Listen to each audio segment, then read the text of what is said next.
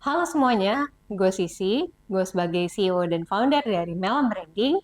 Kali ini gue akan membahas gimana caranya meningkatkan tanggung jawab dari karyawan atau tim kita. Jadi di monologi kita biasanya membahas di bidang spesialisasi kita. Misalnya kalau copywriter akan membahas tentang copywriting, kalau misalkan desainer akan membahas tentang desain, dan juga website developer akan membahas tentang website atau cyber security seperti yang dilakukan kemarin-marin gitu ya. Nah, kali ini gue akan ngebahas dari sisi bisnisnya, di mana gue akan cerita dan kasih sharing-sharing juga ke kalian gimana caranya gue meningkatkan tanggung jawab dari karyawan-karyawan atau tim gue. Yang pertama, gimana caranya kita membangun tanggung jawab terhadap tim kita, yaitu kasih tanggung jawab. Sesimpel itu. Karena kalau kita masih tanggung jawabin dari pekerjaan mereka, atau kita masih apa ya, kita masih bantu, kita masih ngerasa kayak mereka nggak bisa, kita ragu mereka lakuin, ya tentu mereka tidak punya tanggung jawab ya. Karena mereka merasa oh ya, atasan kita akan membantu kita atau mengayomi atau kayak akan bertanggung jawab atas kesalahan yang gue buat. Sedangkan seharusnya pola pikir itu tidak terjadi karena dengan kita mempunyai karyawan yang spesialisasi di bidang tersebut, mereka akan bertanggung jawab terhadap pekerjaan mereka sendiri dan diri mereka sendiri. Mereka harus mempresent yang terbaik ke atasan mereka untuk dicek mungkin di QC gitu ya, yang sudah memang di tahap akhir, di mana mereka sudah cek diri mereka sendiri, review diri mereka sendiri, apakah yang mereka lakukan ini sudah paling benar atau sudah sesuai maksimal dengan kemampuan mereka atau belum gitu. Maka dengan kita memberikan tanggung jawab lebih ke mereka, mereka harus mempertanggungjawabkan diri mereka sendiri dan pekerjaan mereka, otomatis mereka meningkatlah rasa tanggung jawabnya terhadap apa yang mereka produksi ini. Yang kedua, kita harus memberikan contoh terhadap karyawan kita atau bawahan di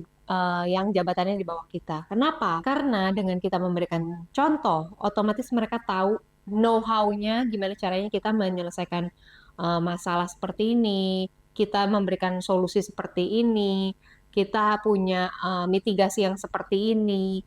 Kalau misalkan terjadi A, plan B-nya gimana? Lalu kalau misalnya kita ada studi kasus seperti ini, next-nya harus gimana? Nah, itu yang harus kita ajarkan kepada mereka di awal. Selain kita berikan tanggung jawabnya ke mereka, kita berikan bekal-bekal bagaimana cara mereka melakukan ini. Kita ajarin, kita training, kita bekali, kita temenin dulu, tapi belum tentu mereka udah punya tanggung jawabnya.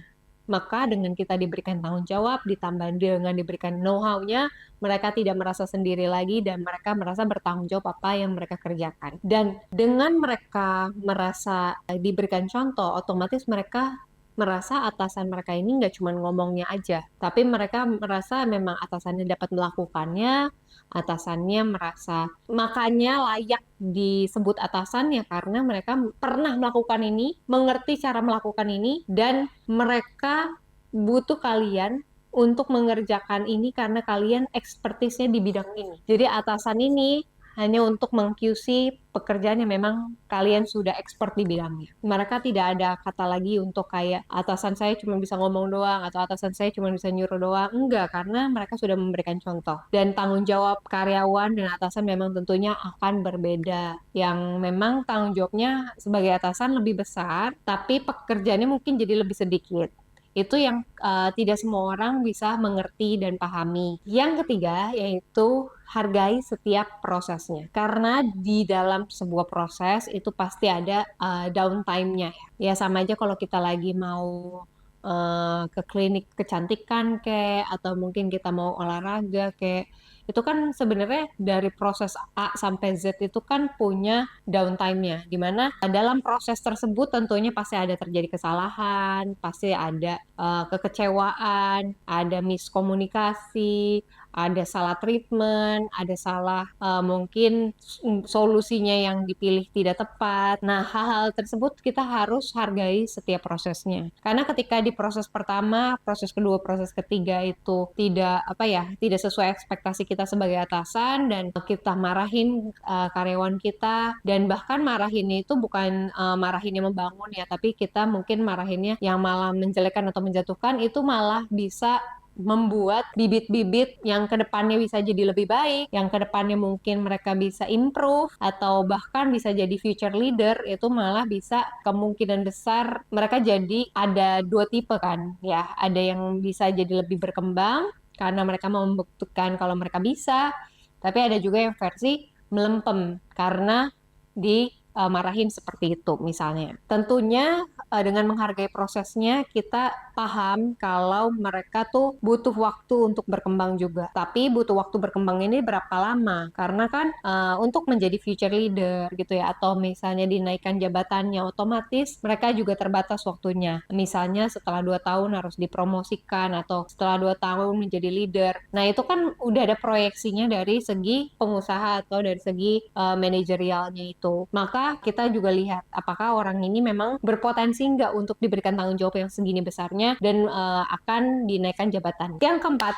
kita harus lihat juga orangnya, karena ada dua tipe orang ya. Memang ada yang versi ditekan atau ditantang itu jadi lebih baik, tapi ada juga yang memang butuhnya support system. Nah, bedanya adalah kalau yang butuh support system ini, kita harus berhati-hati sekali dalam bertindak, berkata-kata, dan kita harus bisa menghargai setiap achievement mereka. Dan ini mungkin agak sulit untuk kita promosikan, atau mungkin agak sulit untuk kita jadikan future leader, karena sesungguhnya yang kalian tahu tuh mungkin atasan kalian mungkin lagi marah-marah aja, atau mungkin lagi kesel, bete sama kalian. Tapi sebenarnya yang mereka lihat itu udah beyond daripada itu. Jadi yang mereka lihat itu udah bukan cuman kayak gini aja nggak becus, bukan. Mungkin yang dia sebutkan atau dia lafalkan seperti itu ya, kayak oh gini aja nggak ngerti, gitu aja nggak becus misalnya, contoh ya. Tapi sebenarnya yang dia maksud itu adalah klien nih bisa marah besar loh kalau seperti ini. Klien tuh bisa kecewa banget, bahkan cabut kalau misalkan kalian melakukan ini. Cuman bedanya adalah leader yang bisa mensupport bawahannya tentu punya bahasa yang lebih baik gitu ya. Tapi kalau misalkan atasannya ini memang tipe-tipe yang nyeblak gitu ya, atau kayak nyeblak mah makanan ya. Tapi bukan, maksud aku tuh ngomongnya tuh sembarangan gitu ya, atau kayak to the point, nggak pakai tedeng aling-aling, nggak pakai bahasa yang diperhalus, atau mereka tuh akan ngomongin apa yang mereka pikirkan secara langsung. Nah itu yang mungkin akan berbahaya untuk orang-orang yang butuhnya disupport. Tapi untuk orang yang ditantang, mungkin dia akan jadi lebih bersinar lagi dengan adanya tekanan atau tantangan seperti itu. Yang kelima, yaitu pantau dari jauh. Kadang kita sebagai atasan atau leader kayak merasa nggak yakin nih apakah mereka bisa atau tidak. Tapi dengan kita lepas sebenarnya, atau mundur, atau kayak tarik diri sementara, malah mungkin itu kita bisa melihat orang-orang mana yang sebenarnya bagus untuk bekerja, bagus untuk bertanggung jawab. Kita bisa memilih orang yang tepat untuk jadi future leader dengan cara kita menarik diri sementara dari jauh. Biarkan mereka melakukan yang terbaik menurut mereka. Jangan